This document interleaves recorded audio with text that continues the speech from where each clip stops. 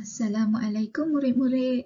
Hari ini kita akan mengulang kaji subjek Bahasa Melayu tahun 2. Tajuk kita pada hari ini ialah tanda baca. Apa itu tanda baca? Tanda baca ialah simbol atau tanda yang digunakan untuk memberi isyarat kepada pembaca supaya melakukan sesuatu dalam bacaan. Secara ringkasnya, tanda baca ialah simbol. Simbol ini digunakan untuk memberi isyarat kepada pembaca. Contohnya, apabila bertemu dengan tanda noktah, pembaca perlu berhenti. Tanda baca diletakkan di tempat-tempat yang tertentu dalam ayat berdasarkan tujuan dan kesesuaiannya. Baiklah murid-murid, sekarang mari kita kenali simbol-simbol tanda baca. Simbol yang pertama ialah huruf besar.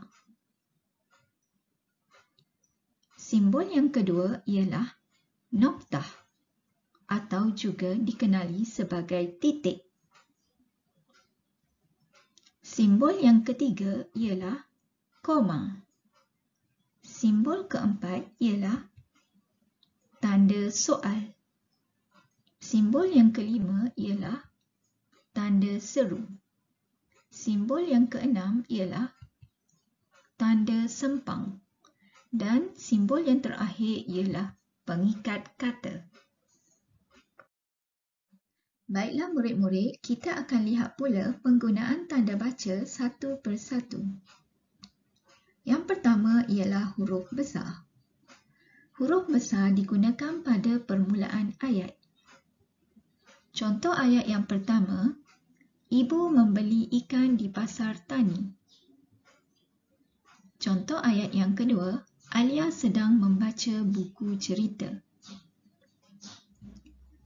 Dalam ayat ini, huruf I dan A ditulis dengan huruf besar kerana ia adalah permulaan ayat. Jadi murid-murid, apabila kita menulis ayat, kita mestilah memulakan dengan huruf besar. Selain daripada itu, huruf besar juga digunakan di awal huruf kata nama khas. Contoh ayat yang pertama, nama saya Sofia Irdina. Sofia Irdina merupakan kata nama khas bagi orang. Oleh sebab itu murid-murid, huruf S dan juga I ditulis dengan huruf besar. Manakala dalam ayat yang kedua, kakak belajar di Kuala Lumpur. Kuala Lumpur merupakan kata nama khas bagi tempat. Oleh yang demikian, huruf K dan L perlu ditulis dengan huruf besar.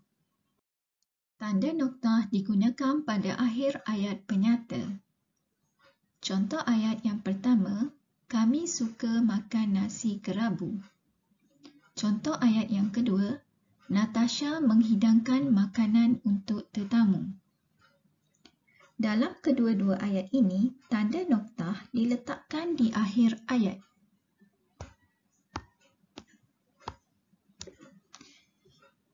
Ia menunjukkan berakhirnya sesuatu ayat penyata. Tanda koma digunakan untuk mengasingkan perkataan yang berturut-turut dalam satu ayat. Contohnya, ayat yang pertama, Julia membeli pensel pembaris dan pemadam. Tanda koma diletakkan di antara pensel dan pembaris dengan tujuan untuk mengasingkan perkataan yang berturut-turut dalam satu ayat. Begitu juga dengan ayat yang kedua, kakak, abang dan adik mandi di pantai. Tanda koma diletakkan di antara kakak dan abang.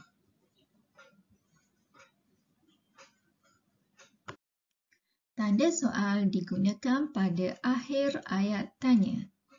Contohnya, di manakah kamu tinggal? Dalam ayat ini, tanda soal diletakkan di akhir ayat tanya. Contoh ayat yang kedua ialah, mengapakah kamu menangis? Dalam ayat ini juga, tanda soal diletakkan di penghujung ayat tanya.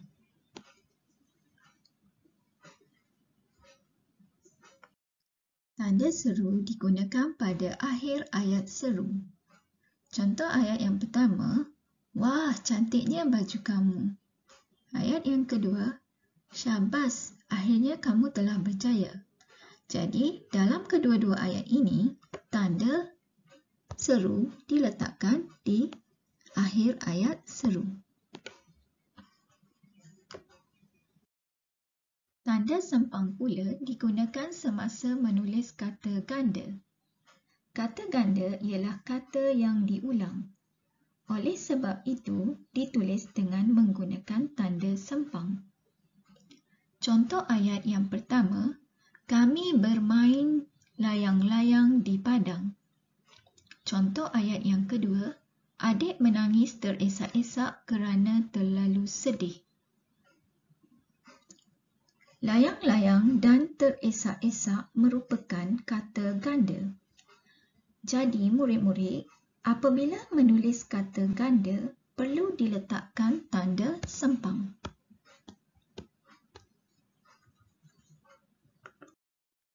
Tanda pengikat kata digunakan untuk menunjukkan cakap ajuk.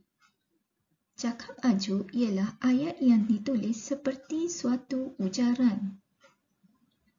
Contoh ayat yang pertama, moga kamu cepat sembuh, kata ayah.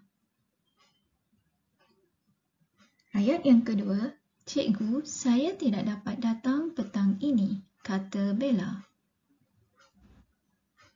Jadi murid-murid, dalam kedua-dua ayat ini, cakap ajuk ditulis dengan menggunakan pengikat kata.